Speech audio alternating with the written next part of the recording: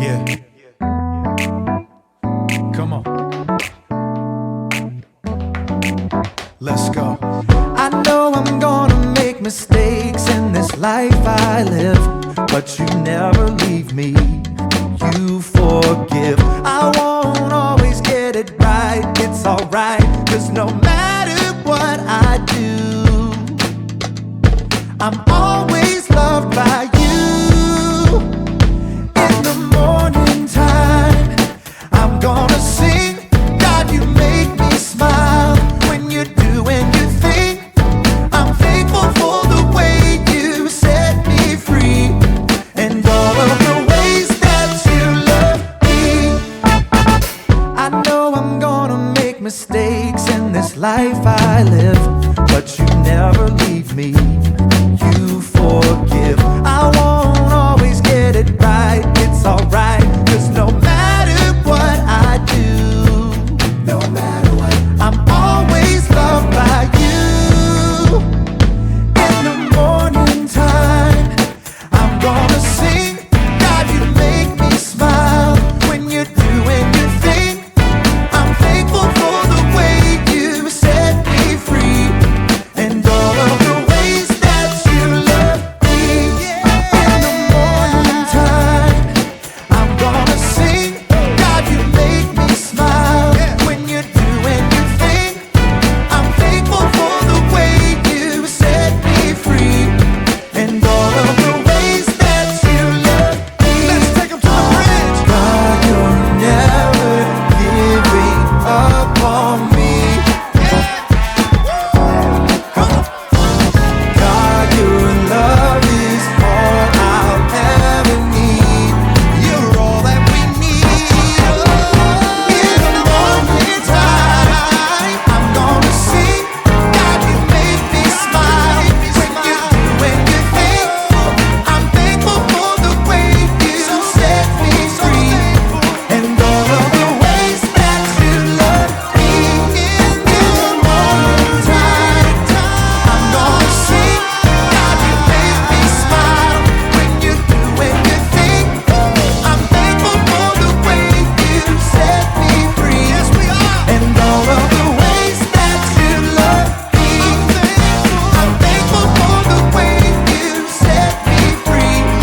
And all of the ways that you love me. Sing it again. And all of the ways that you love me.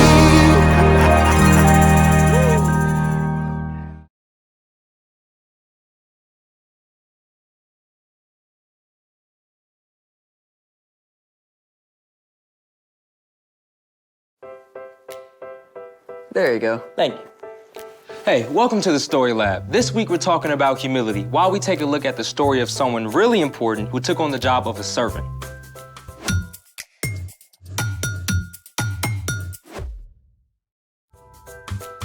Hey, I'm Carter. And I'm Zeke. We're talking about humility. Which is putting others first by giving up what you think you deserve. I think you should go first and tell everyone what we're doing today. Oh, I couldn't possibly. You first. No, you. No, you. You. You. This is ridiculous. Agreed.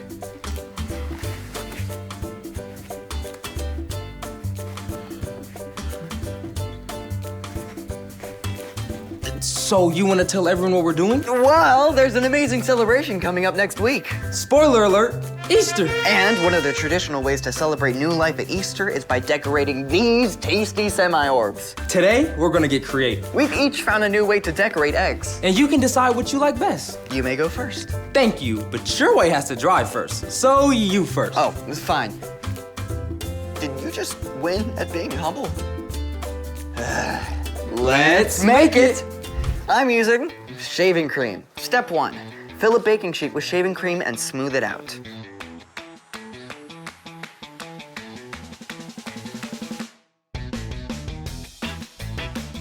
Step 2, drip food coloring all over the cream. Lots of food coloring. Then swirl it around with a toothpick.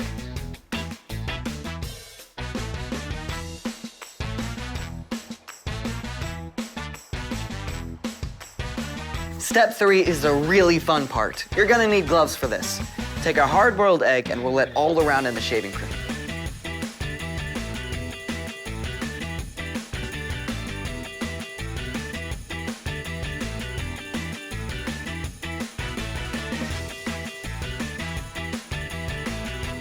Make sure they're completely covered.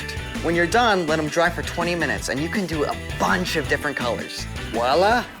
Okay, so those may turn out kinda cool. But while they dry, let's try my way. Okay, step 1 is super simple. Just dye your eggs a solid color in the regular way, using hot water, food color, and vinegar.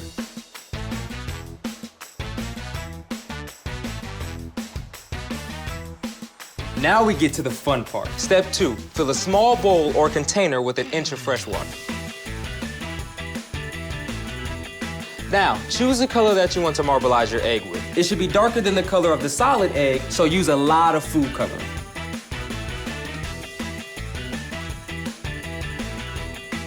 Step 3, add 1 tablespoon of olive oil and stir it gently to create swirls and bubbles. Step 4, take the solid colored egg and place it in the oily water. Roll it around with a spoon and hold it in place for a few seconds here and there to absorb more color.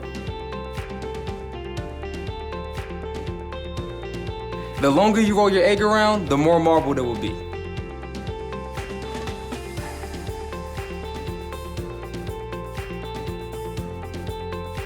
You know what, now I want to take them out and kind of just mix up the colors and just try to see where that goes.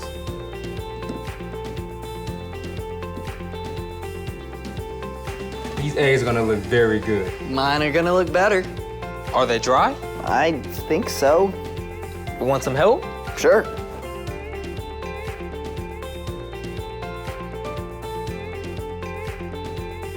It's like an archaeological dig. What lies beneath?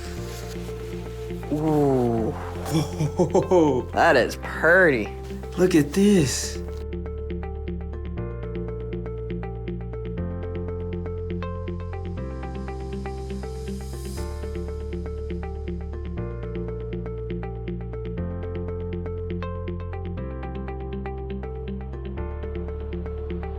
Your eggs are very marbly. And your eggs are very swirly. What do we do with them now? They're just for decoration. Maybe an egg throwing contest? Or not. It's time for The story before the story. Today, we're in John, the 4th book in the New Testament. But before John, in the very beginning, out of a deep, deep love, God made an amazing world. But when people turned away from God, the world was broken. God made a plan to draw people back into relationship. So at the right time, God sent a tiny baby to be born in the small town of Bethlehem, God's very own son, Jesus. When Jesus grew up, he began to travel from town to town, teaching and healing, At last, he made his way toward Jerusalem for the Passover feast. which is where our story starts. Take it away. Hey everyone, I'm Brian. Jesus was about to head into Jerusalem where great crowds were gathered for the Passover feast. He asked 2 of his disciples to bring him a donkey and her colt. They placed their coats across the colt to make a comfortable seat for him. Now, Bethany, where Jesus was staying, was only a short distance from Jerusalem. Jesus had walked hundreds of miles on foot, so why did he need a donkey for a measly 2 miles? Well, great kings often rode victoriously on a powerful war horse. But Jesus knew what the prophet Zechariah had written long ago. Say to the city of Zion, see, your king comes to you. He is gentle and riding on a donkey. He is riding on a donkey's colt. Jesus was showing that he was a different kind of king, a king who came to serve rather than to order people around. As the people saw him coming, they laid their coats on the ground and cut branches from palm trees. They called out, Hosanna! Blessed is the one who comes in the name of the Lord! Hosanna! Hosanna! News about Jesus and the amazing things he had done spread all through the city of Jerusalem. But the religious leaders had been looking for a way to get rid of him and saw their chance. Jesus knew the plans of the religious leaders. He knew the time had come for him to give up his life. But first, he had a special message for his closest friends. As they ate the Passover meal together, Jesus stood up. He took off his outer robe and wrapped a towel around his waist. Then he poured water into a bowl and knelt down to wash his disciples' feet. The disciples must have been surprised, to say the least. Washing feet was a dirty job saved for the lowliest servant. Yet Jesus, who had just been hailed as a king, was washing their feet. When Jesus reached Peter, though, Peter put up a protest. Lord, are you going to wash my feet? You don't realize now what I am doing, but later you will understand. When Jesus finished washing their feet, he put on his outer robe and took his seat again. I, your Lord and teacher, have washed your feet, so you also should wash one another's feet. I have given you an example. You should do as I have done for you. Now you know these things, so you will be blessed if you do them. Jesus, God's very own Son, chose to take on the role of a humble servant, and he asked his followers to do the same. The end. Honestly, the washing feet part kind of weirds me out. Yeah, it does seem kind of odd to us now, but with walking dusty, dirty roads, washing feet when you arrived at somebody's home was super important. Yeah, but Jesus didn't actually mean for us to go around taking off people's shoes and washing their feet, right? Well, that's just one way Jesus put others first. The important thing Jesus wanted us to hear is that we can set aside our own wants and needs to show love to others. So, what's our part in the story? Well, maybe it's your brother's turn to unload the dishwasher, but you choose to do it for him. Or you can tell your teacher is feeling really overwhelmed, so you use your free time to help clean up the classroom. Last week I got this brand new game I was super excited to play. But then my dad got home with a giant load of mulch to spread on the flower beds. So I put off playing my game to help him. Yeah.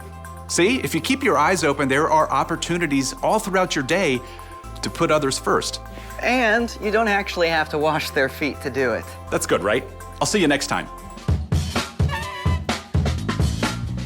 Here's the thing, Jesus put others first. So what are we gonna do with these? Well, my aunt is Greek, and they do this thing where they hold the egg like this. You do one too. Oh, okay. Then you say, Christos Anesti. What's that? It means Christ is risen, and then you tap the eggs together. The egg that doesn't crack wins. Let's do it. Christos Anesti. Ooh, I win. The egg just cracked. my turn. All right, ready? Whoa, whoa, whoa, whoa! Tap, not smash. Yeah, sorry, can we try again? Sure. Thanks for joining us in the Story Lab. See you next time. All right, Ready, ready? ready. Ugh.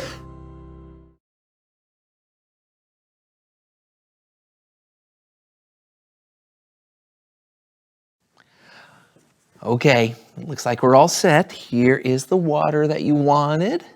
Uh-huh. Good job.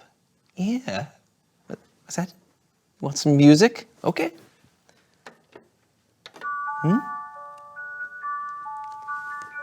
Oh, you want a bedtime story too, huh? Okay, just one, all right? Okay. Once upon a time, there was a little seed that wanted to grow big and strong. That one day, a bird came along and... Oh, I'm sorry, I didn't mean to. What are you doing? What does it look like I'm doing? I'm gardening. That's a flower in a bed. It's a flower bed. Brandon doesn't know much about gardening, does he? What's that? Oh, you want a little more water? Okay.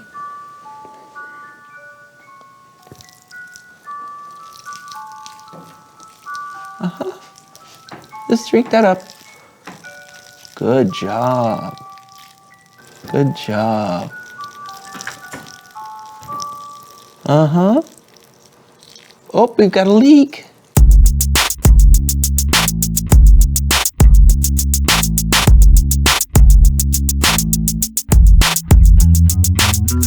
Hello, all you crazy so-and-soians out there. I'm Brandon. And I'm John. And this is The So-and-so Show. which I'm sure you gathered already because I called you so and so-yans, and there was an intro package, and we had the title, and now I'm rambling. John, why the computer? I started a little project in the neighborhood. Really? Do tell. It's a community garden. Oh, I've always wanted to do that!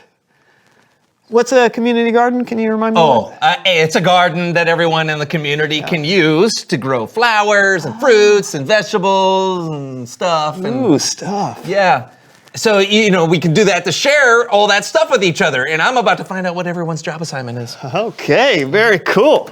Yeah, but just because I'm in charge doesn't mean I get to choose the job I want. I made sure the assignments are totally random. Oh, that's very big of you. Well, thank you. Yeah. Okay, so when do we find out which job that we get? You've got something in your digital inbox. How about now? Okay. Oh, Brandon, you ready? Oh, yeah, what job did I get? Once a week, you will be a waterer. Waterer? Yeah. I'm the waterer?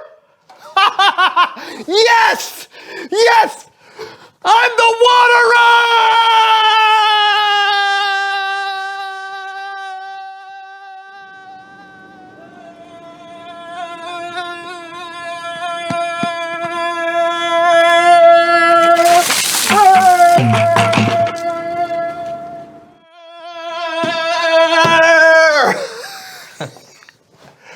What's a waterer? You water plants. Oh! That's still cool. How about you? What job did you get? John? John, are you okay?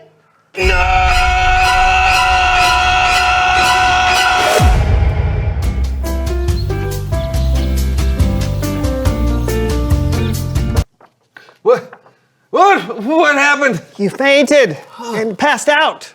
I thought you were all wet. That's how long you've been out? What? Yeah. All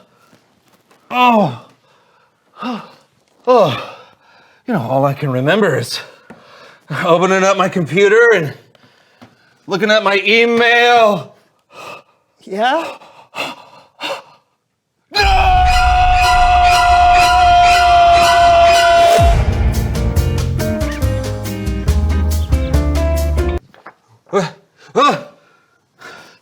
What happened?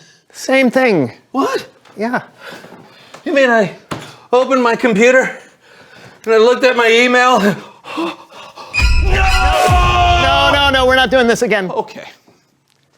All right, what is going on?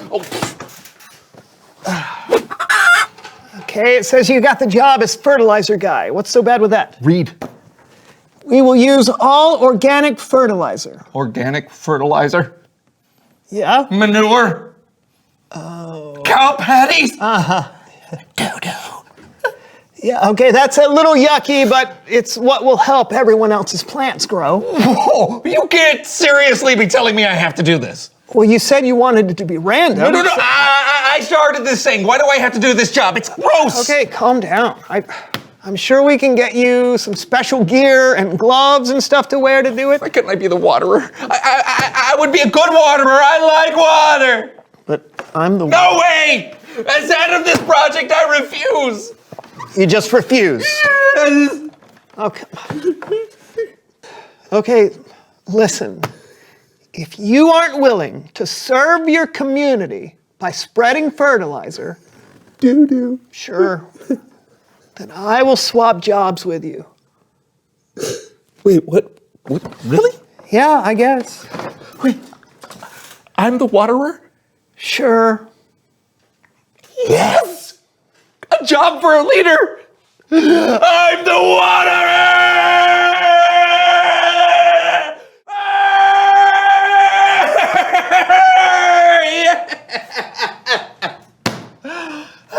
Happy? Yes. It's Bible story time with Kellen!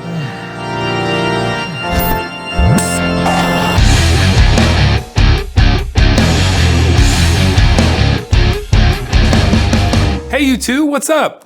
Oh, not much. How about you, Kellen? Hey, why are you wet? Oh, Brandon just did something nice for me. Ah, Hey, you got a story for us?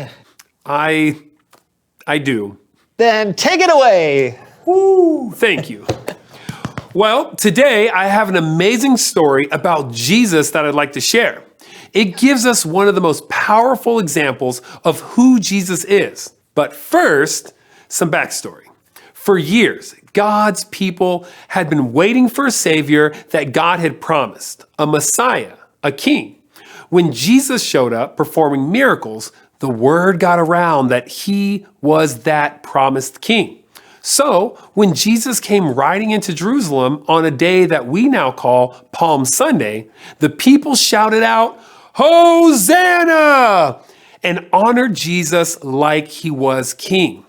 But unlike most kings who want to come across all powerful and mighty, Jesus came to Jerusalem riding on the back of a donkey. A little clue to the kind of king Jesus intended to be. And that's where our story picks up today. And here to help tell it are the kids from Kidspective. Jesus and his disciples had gathered together to take part in the Jewish tradition of Passover. It was a meal they would eat together to remember how God freed them from slavery hundreds of years earlier. Peter, pass me some of those bitter herbs, please. Here you go. Thank you. Can I have some too, Peter? Of course. Thank you, Peter. Of course. Now, when people would enter another person's house for a meal, a servant would often greet them. Coming! There were no doorbells back then, by the way. I'm so glad you can make it. Come in. Thank you for having me. Serve it! Yes, sir. Please prepare our guests for the feast. One of the duties of the house servant was to do something we're not familiar with. Clean the guests' feet. Oh my. Here goes. Gross. I mean, back then, people's feet would get dirty from sweat, dirt, and well, sometimes organic fertilizer. Needless to say, cleaning someone's feet was not something anyone rich or powerful would do. But when Jesus and his disciples had gathered together for the Passover feast, Jesus did something shocking. Peter, what's Jesus doing? I don't know. Looks like he's about to start cleaning.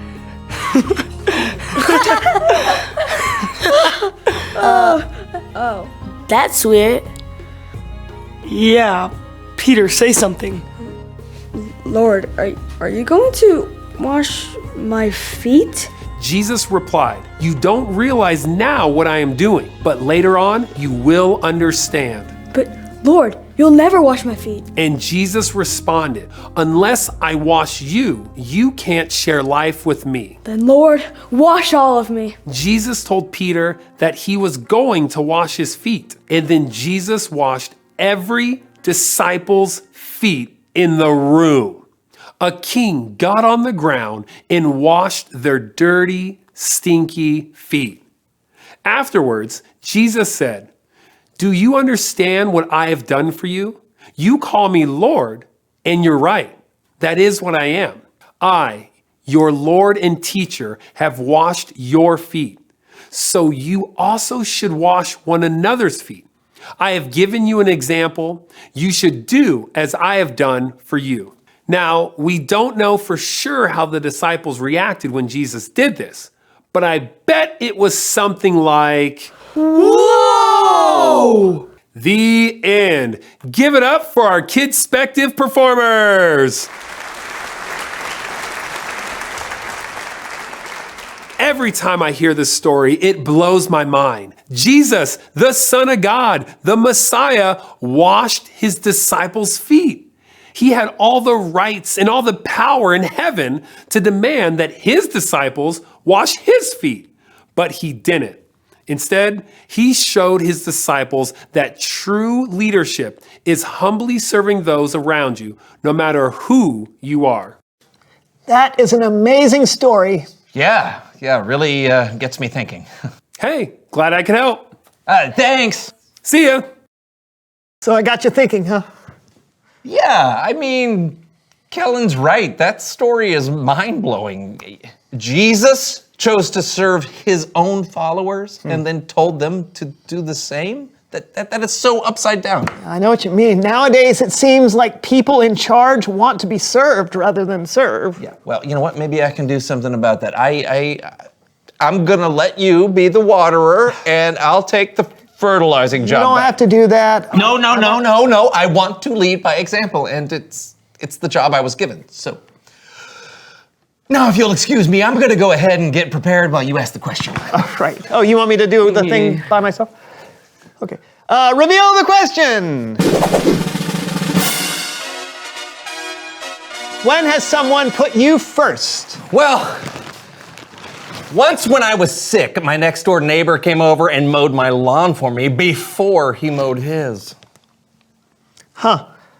I mean, that's a great example. Yeah. One time in school when I was younger, somebody let me cut ahead of them in the lunch line so I could get the last piece of pizza. Oh, that's very cool. I'm not very humble when it comes to pizza. Yeah, but you are when it comes to gardening. Well, I'm trying to be. You like my gardening outfit? Hazmat suit. You know. Oh, and clothespin. Okay. Throw the fertilizer. All right. Well, that's one way to do it. Oh, thank you. Do it. Thank you. I did. Okay, that's all the time we have today. Until next time, I'm Brandon. And I'm John. And this was the So-and-So Show. You sound way different. That's the price of pole. All right, one more little song to go to sleep. Simple, simple little flower, you'll grow as tall as a tower. With your roots that run so deep, birds will fly and shout a peep. Simple, simple little flower, one day you'll grow as tall as a